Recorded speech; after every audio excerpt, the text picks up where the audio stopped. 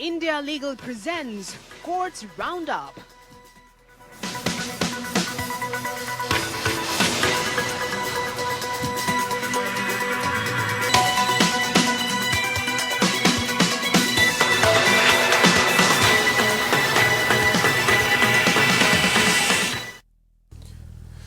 नमस्कार, आप देख रहे हैं हमारी खास पेशकश कोर्ट्स राउंडअप। मैं हूं आपके साथ रविंद्र सिंह।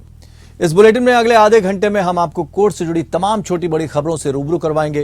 कोर्ट की कार्रवाई और सुप्रीम कोर्ट से लेकर हाई कोर्ट और लोअर कोर्ट्स तक के फैसलों को आपके सामने रखेंगे। लेकिन आगे बढ़ने से पहले एक नजर डालते हैं सुर्खियों पर। सुप्रीम कोर्ट करेगा राजस्थान सरकार की पीएम केयर्स फंड मसले पर दायर याचिका पर सुनवाई। सवाल यह है कि जब पीएम केयर्स फंड को सीएसआर लाभ दिया जाता है तो क्या सीएम रिलीफ फंड को सीएसआर लाभ नहीं मिलना चाहिए?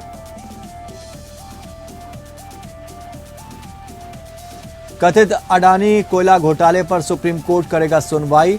सीनियर खुफिया अधिकारी बनाम संजय अग्रवाल मामले के साथ होगी सुनवाई। कोयले के आयात मूल्य को बढ़ा चढ़ाकर बताने का है आरोप।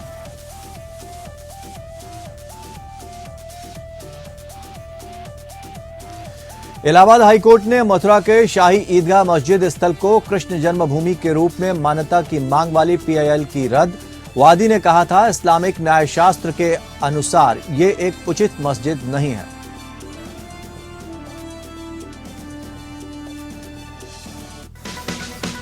India Legal presents Courts Roundup.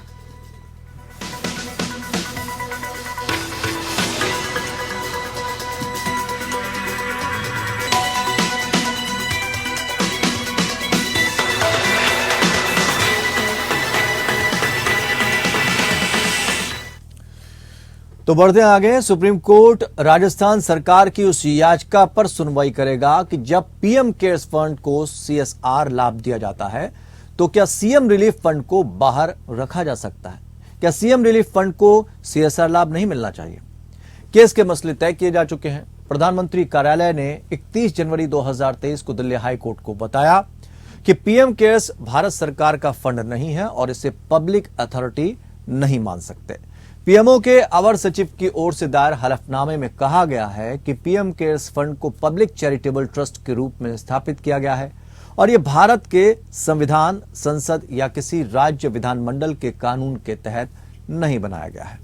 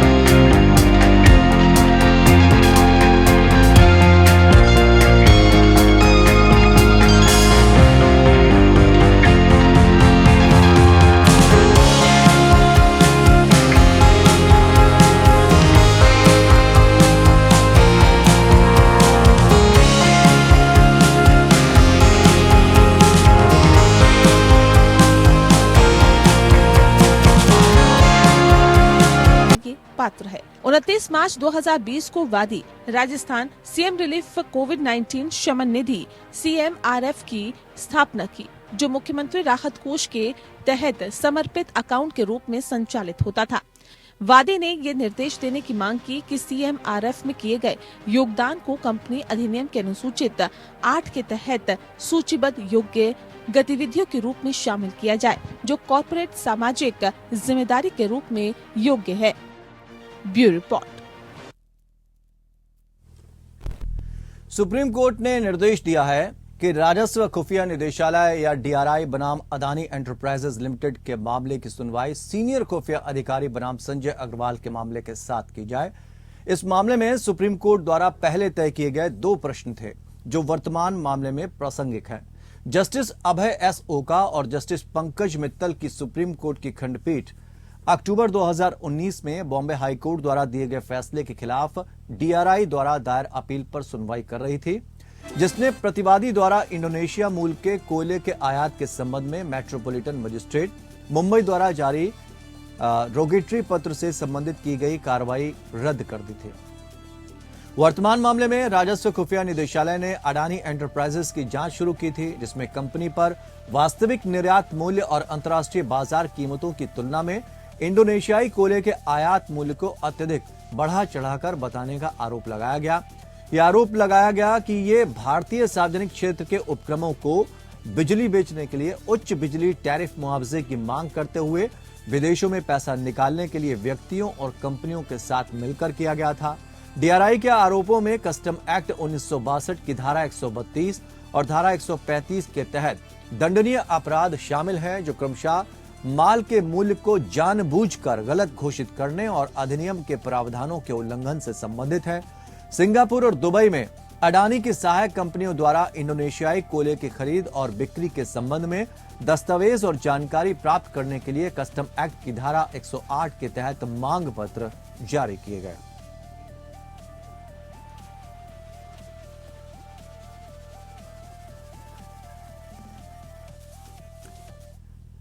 Supreme court ने वायु गुणवत्ता प्रबंधन आयोग या CAQM को राष्ट्रीय राजधानी क्षेत्र के आसपास वायु प्रदूषण को रोकने के लिए उठाए गए कदमों के बारे में अदालत को सूचित करने का आदेश दिया। जस्टिस संजय किशन कौल और जस्टिस सुधांशु धूलिया की खंडपीठ ने MC मेहता बनाम भारत संघ और अन्य में याचिकाओं पर सुनवाई करते हुए आदेश दिया। एमिकस ने सर्दियां आने के साथ वायु प्रदूषण की गंभीर समस्या को उजागर किया। फसल जलाने से ये और बढ़ जाती है। उनका कहना है कि ये सभी मुद्दे CAQM के समक्ष हैं। हम CAQM से राजधानी और उसके आसपास वायु प्रदूषण के लिए उठाए गए कदमों के बारे में तत्काल एक रिपोर्ट प्रस्तुत करने का आह्वान करते हैं। मामला अगली सुनवाई के लिए 31 अक्टूबर को सूचीबद्ध किया गया है। न्यायालय के समक्ष रखा गया मामला RPC की मात्रा के आवंटन से संबंधित था, जो raw petroleum, Coke petroleum product और रेत कच्चे तेल के साथ साथ अन्य के शोधन से बचा हुआ अवशेष है। भारी तेल पेट कोक सस्ता है और कोयले की तुलना में अधिक गर्म होता है, इसलिए कई औद्योगिक उपयोगों के लिए ईंधन के रूप में इसका इस्तेमाल किया जाता है। हालांकि आयातित पेटकोक और क्रूड कोक पर किए गए परीक्षणों से पता चला है कि उनके अत्यधिक हानिकारक प्रभाव होते हैं, क्योंकि वायुमंडल में फेंके गए उनके अवशेषों में सल्फर के साथ साथ हानिकारक कण भी होते हैं। खंडपीठ ने कहा कि न्यायालय के लिए विभिन्न उद्योगों के लिए कोटा की निगरानी करना और देखना व्यावहारिक रूप से बहुत कठिन है। कोर्ट ने एमिकस क्यूरी के सुझाव को अपने रिकॉर्ड में लिया कि CAQM को देश में पेटकोक की उपलब्धता और उसके बाद पेटकोक के आयात की आवश्यकता को ध्यान में रखते हुए मामले को नए सिरे से देखना चाहिए। न्यायालय ने कहा कि देश में उपलब्ध पेटकोक और आयातित होने वाले पेटकोक के वितरण और इन दोनों को संबंधित उद्योगों में कैसे वितरित किया जाना चाहिए, इस पर समग्र दृष्टिकोण रखना होगा।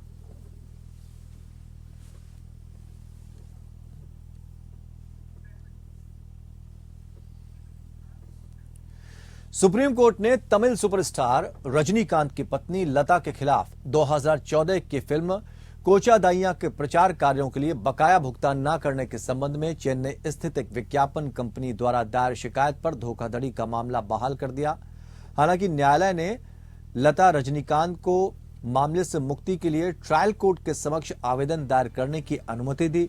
जस्टिस एएस बोपन्ना और जस्टिस एमएम सुंदरेश की पीठ अगस्त 2022 में कर्नाटक हाईकोर्ट द्वारा दिए गए फैसले के खिलाफ दायर 2 विशेष अनुमति याचिकाओं पर सुनवाई कर रही थी, जिसमें लता रजनीकांत को उनके खिलाफ धोखाधड़ी और झूठे सबूत देने के आरोपों को रद्द करके आंशिक राहत दी गई थी।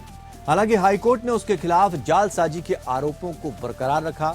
हाईकोर्ट के आदेश को चुनौती देते हुए विज्ञापन कंपनी और लता ने सुप्रीम कोर्ट में अलग अलग याचिकाएं दायर की, जिसमें पहले में धोखाधड़ी के आरोप को रद्द करने को चुनौती दी गई और बाद में अन्य आरोपों को रद्द करने से उच्च न्यायालय के इनकार को चुनौती दी गई। सुप्रीम कोर्ट ने मूल आरोप पत्र को बहाल कर दोनों याचिकाओं का निपटारा कर दिया। ऐसा करते समय न्यायालय ने शिकायत के संबंध में 2018 में पारित एक पहले के आदेश का हवाला दिया, जहां यह देखा गया कि शिकायतकर्ता के पास एक विचारणीय मामला था। पीठ ने आगे स्पष्ट किया कि उसने मामले के गुण दोष पर कुछ भी व्यक्त नहीं किया। इसने मध्यस्थता के माध्यम से विवादों को सुलझाने के लिए पार्टियों के लिए भी खुला छोड़ दिया। कोर्ट ने स्पष्ट किया कि ट्रायल कोर्ट सुप्रीम कोर्ट के आदेश से प्रभावित हुए बिना अपनी योग्यता के आधार पर आरोप मुक्त करने के आवेदन पर निर्णय लेने के लिए स्वतंत्र है। न्यायालय ने लता रजनीकांत की भौतिक उपस्थिति को भी जब तक के लिए खारिज कर दिया जब तक कि ट्रायल कोर्ट को इसकी आवश्यकता न हो।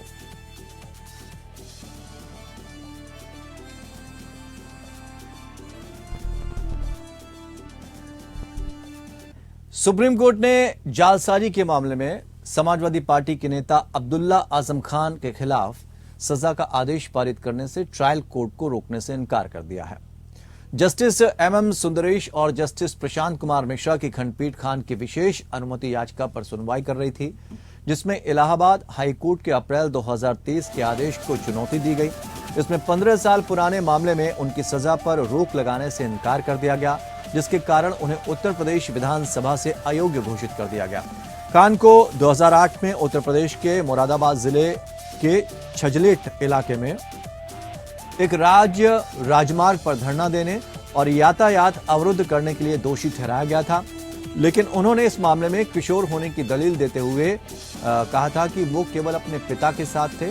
इसके समर्थन में उन्होंने अन्य बातों के अलावा सुप्रीम कोर्ट के नवंबर 2022 के फैसले का हवाला दिया, जिसमें चुनाव के समय न्यूनतम योग्यता आयु प्राप्त नहीं करने के कारण 17वीं उत्तर प्रदेश विधानसभा के पूर्व विधायक की अयोग्यता को बरकरार रखा गया था। इस फैसले के मुताबिक जिस अपराध के लिए उसे हाल ही में दोषी ठहराया गया था, उस समय खान की उम्र 15 वर्ष थी। पिछले मौके पर खान की उम्र से संबंधित विवाद को सुलझाने के लिए अदालत ने रामपुर जिला न्यायाधीश को सही जन्म तिथि रिपोर्ट प्रस्तुत करने का निर्देश दिया था। अदालत ने आगे आदेश दिया कि इस पहलू को अदालत की आवश्यक कृपा पाने के लिए कथित तौर पर उम्र पूर्व दस्तावेजों में जालसाजी करने के लिए अन्य आपराधिक मामले में खान की सुनवाई करने वाली स्थानीय अदालत के ध्यान में लाया जा सकता है। सुनवाई के दौरान सीनियर वकील कपिल सिब्बल ने पीठ को सूचित किया कि उसके आदेश के बावजूद स्थानीय अदालत खान का मुकदमा चलाना जारी रख रही है और खान की जन्मतिथि पर अंतिम रिपोर्ट दाखिल होने तक उसे दोषी ठहराने से रोकने के लिए दबाव डाला गया। Additional solicitor general K M. Nataraj ने आपत्ति जताते हुए कहा, जालसाजी के आरोपों से संबंधित ये पूरी तरह से अलग कार्रवाई है। जस्टिस सुंदरेश ने कहा, हम ट्रायल कोर्ट के अधिकार क्षेत्र में हस्तक्षेप नहीं कर सकते। यह आश्वासन देने से पहले कि जिला न्यायाधीश की रिपोर्ट दाखिल होने के बाद खान की उम्र से संबंधित विवाद को तुरंत हल किया जाएगा। आखिरकार जज ने कहा, हमें इस स्तर पर कोई अंतरिम आदेश जारी करने का कोई कारण नहीं मिलता। पहले के आदेश के मुताबिक किशोर वय पर रिपोर्ट दायर होने के बाद मुख्य मामला पोस्ट करें।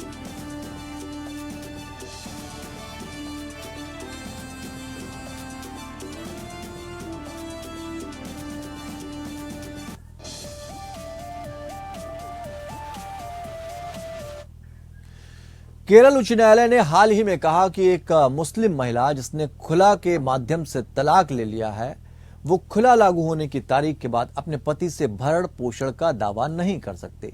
मुल्ला के महोमेदान कानून के सिद्धांतों के मुताबिक खुला तलाक सहमति से और पत्नी के कहने पर होता है, जिसमें वो पति को विवाह बंधन से मुक्त होने के लिए विचार देती है या देने के लिए सहमत होती है। न्यायमूर्ति ए बदरुद्दीन ने कहा कि एक मुस्लिम महिला दंड प्रक्रिया संहिता यानी सीआरपीसी की धारा 125 के तहत पुनर्विवाह होने तक भरण पोषण का दावा कर सकती है। लेकिन इस प्रावधान के खंड 4 में कहा गया है कि यदि वो अपने पति के साथ रहने से इनकार करती है या यदि वे आपसी सहमति से अलग रह रहे हैं तो वो भरण पोषण या अंतरिम भरण पोषण की हकदार नहीं होगी। ये देखते हुए कि खुला पति के साथ रहने से इनकार करने के समान है, अदालत ने तर्क दिया कि खुला कहने के बाद पत्नी भरण पोषण का दावा करने की हकदार नहीं होगी। यह फैसला एक व्यक्ति द्वारा पारिवारिक अदालत के उस आदेश को चुनौती देने वाली पुनरीक्षण याचिका पर पारित किया गया जिसमें उसे अपनी पूर्व पत्नी और बेटे को प्रत्येक को 10,000 रुपए का भत्ता देने का निर्देश दिया गया। पति ने दलील दी कि पत्नी की ओर से व्यभिचार के कारण शादी विफल हो गई। इसके अलावा ये तर्क दिया गया कि उन्हें 27 मई 2021 से भरण पोषण का भुगतान नहीं करना चाहिए, कम से कम क्योंकि उस तारीख को खुला की घोषणा से विवाह भंग हो गया था।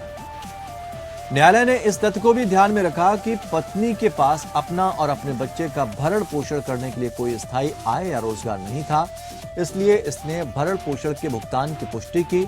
लेकिन 27 मई 2021 तक की अवधि के लिए पत्नी के लिए 7,000 रुपए और बेटे के लिए 10,000 रुपए की मात्रा और अवधि को बदल दिया, जिसके लिए भरण पोषण का भुगतान किया जाना चाहिए।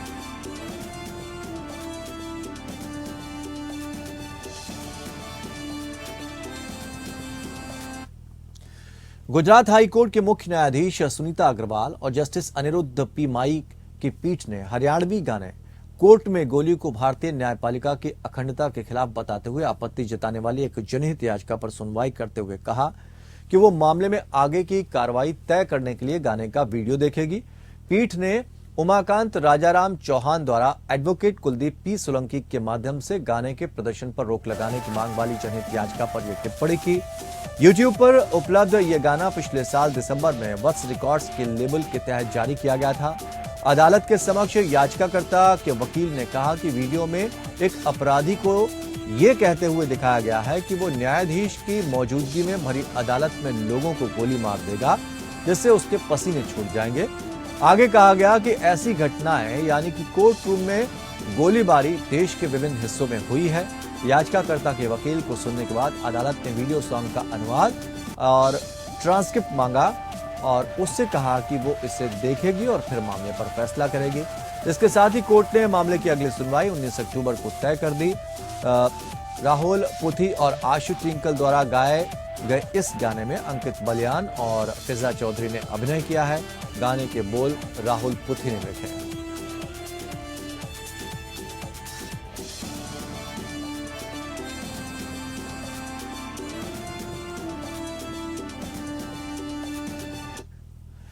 इलाहाबाद हाईकोर्ट ने मथुरा की शाही ईदगाह मस्जिद स्थल को कृष्ण जन्मभूमि के रूप में मान्यता देने की मांग वाली जनहित याचिका खारिज कर दी है। चीफ जस्टिस प्रीतिंकर दिवाकर और जस्टिस आशुतोष श्रीवास्तव की खंडपीठ ने पिछले महीने मामले पर अपना फैसला सुरक्षित रखने के बाद ये आदेश पारित किया। वकील महक माहेश्वरी द्वारा 2020 में दायर की गई इस जनहित याचिका में मुख्य रूप से दलील दी गई कि विभिन्न ऐतिहासिक ग्रंथों में दर्ज किया गया कि विचाराधीन स्थल वास्तव में कृष्ण जन्मभूमि है और यहां तक कि मथुरा का इतिहास रामायण काल से भी पहले का है और इस्लाम सिर्फ 1500 साल पहले आया। याचिका में यह भी दलील दी गई कि इस्लामिक न्यायशास्त्र के मुताबिक ये एक उचित मस्जिद नहीं है क्योंकि जबरन अधिग्रहित भूमि पर मस्जिद नहीं बनाई जा सकती और हिंदू न्यायशास्त्र के मुताबिक एक मंदिर है, भले ही वो खंडहर हो। इसलिए जनहित याचिका में प्रार्थना की गई कि मंदिर की जमीन हिंदुओं को सौंप दी जाए और उक्त भूमि पर मंदिर बनाने के लिए कृष्ण जन्मभूमि जन्म स्थान के लिए एक उचित ट्रस्ट बनाया जाए। कथित तौर पर कृष्ण जन्म स्थान पर बनी विवादित संरचना की एएसआई द्वारा अदालत की निगरानी में जीपीआरएस आधारित खुदाई के लिए एक अतिरिक्त प्रार्थना की गई। जनहित याचिका में कहा गया कि भगवान कृष्ण का जन्म राजा कंस के कारागार में हुआ था और उनका जन्म स्थान शाही ईदगाह ट्रस्ट द्वारा निर्मित वर्तमान संरचना के नीचे है। याचिका में अदालत से पूजा स्थल अधिनियम 1991 को असंवैधानिक बताते हुए रद्द करने का भी आग्रह किया गया। पिछले महीने सुप्रीम कोर्ट ने शाही ईदगाह मस्जिद परिसर के वैज्ञानिक सर्वेक्षण की मांग करने वाली श्री कृष्ण जन्मभूमि मुक्ति निर्माण ट्रस्ट की याचिका पर विचार करने से इनकार कर दिया, जिससे चल रहे भूमि विवाद से संबंधित सभी प्रश्न इलाहाबाद हाईकोर्ट पर निर्णय लेने के लिए खुले रह गए।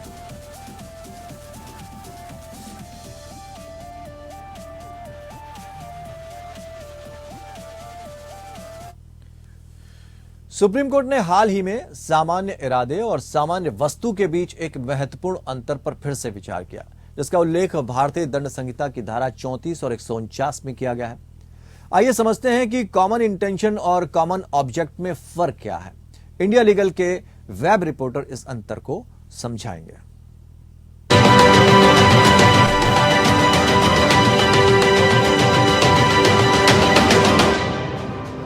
हाल ही में सुप्रीम कोर्ट ने कॉमन इंटेंशन और कॉमन ऑब्जेक्ट के बीच के फर्क को एक्सप्लेन करते हुए ऑब्जर्व किया कि एक क्लियर डिस्टिंक्शन है कॉमन इंटेंशन और कॉमन ऑब्जेक्ट के बीच में, जहां पर कॉमन इंटेंशन में एक प्री अरेंज्ड प्लान होता है, एक्टिव पार्टिसिपेशन होता है, implying prior meeting of minds. हालांकि कॉमन ऑब्जेक्ट में प्रूफ नहीं चाहिए होता for prior meeting of minds और प्री कंसर्ट। कॉमन इंटेंशन, जो कि सेक्शन 34 ऑफ आईपीसी में मेंशन्ड है, वो एक प्री एग्जिस्टिंग एग्रीमेंट की बात करता है दो या दो से ज्यादा लोग के बीच में एक क्रिमिनल एक्ट करने के लिए। कॉमन ऑब्जेक्ट, जो कि सेक्शन 149 ऑफ आईपीसी में मेंशन्ड है, वो ऑब्जेक्ट की बात करता है जहां गोल ऑफ क्राइम इंडिविजुअल के बीच में एग्रीड होता है। यहाँ पर हम एंड रिजल्ट की बात करते हैं। कॉमन ऑब्जेक्ट के लिए 5 या 5 से ज्यादा लोग होने चाहिए, क्योंकि सेक्शन 141 और 149 में अनलॉफुल असेंबली की बात की गई है, जो कि 5 या 5 से ज्यादा लोगों के बीच में बनेगी। कॉमन इंटेंशन में ग्रुप के सारे मेंबर्स लायबल होंगे, पर कॉमन ऑब्जेक्टिव में ग्रुप के सिर्फ वही मेंबर जिनका कॉमन ऑब्जेक्टिव प्रूफ किया जा सके वही लायबल होंगे।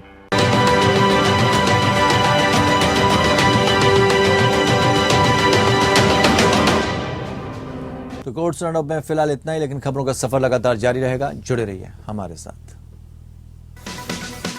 India Legal presents Courts Roundup.